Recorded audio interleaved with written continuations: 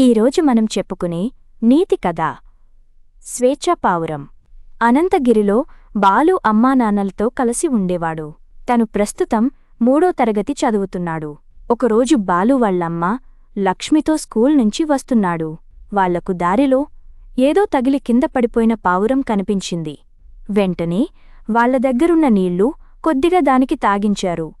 అప్పుడు బాలు, అమ్మా, దీన్ని మనం ఇంటికి తీసుకెళ్ళి కొన్ని రోజులు జాగ్రత్తగా చూసుకుందామన్నాడు.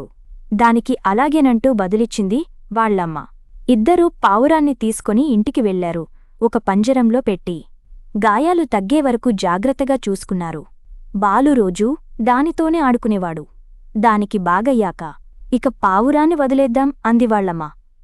లేదమ్మా, ఉండని, నేను దాన్ని బాగా చూసుకుంటా, ఎంచక్కా రోజూ ఆడుకోవచ్చు అంటూ మారాం చేశాడు బాలు. ఇక చేసేది లేక సరేనందామే. అలా రోజులు గడుస్తూ ఉన్నాయి. ఒకరోజు బాలుకు బాగా జ్వరం వచ్చింది. 2-3 రోజులు ఆసుపత్రిలోనే ఉండాల్సి వచ్చింది. అక్కడ ఉండటం తనకు అస్సలు నచ్చలేదు. ఎప్పుడెప్పుడు బయటికి వెళ్ళి ఆడుకోవాలా అని చూశాడు, జ్వరం పూర్తిగా తగ్గకముందే. అమ్మా, నేను బయటికి వెళ్ళి ఆడుకుంటాను, నాకు రోజంతా ఒకే చోట ఉండటం నచ్చట్లేదు అంటూ గోలచేశాడు. అప్పుడు, నీకు ఆరోగ్యం బాగాలేని కొద్ది రోజులే ఒకచోట ఉండలేకపోయావు. అలాంటిది ఎప్పుడో స్వేచ్ఛగా తిరిగే పావురం ఎలా ఉంటుంది?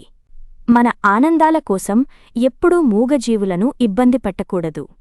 వాటి దారిన వాటిని వదిలేయాలి అందివాళ్లమ్మ.